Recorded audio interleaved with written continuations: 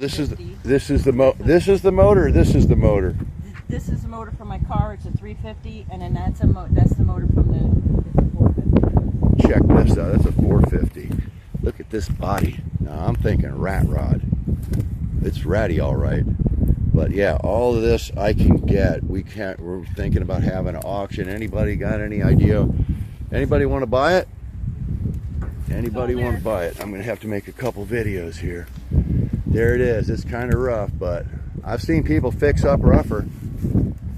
Here's, we got a Volkswagen over here. And it's a clone. Oh, it's a satellite B body. Satellite clone. Satellite B body clone. Here, let's see. Oh, we got some tag info right there. That'll tell you all you need to know if you're one of them guys. At the dash.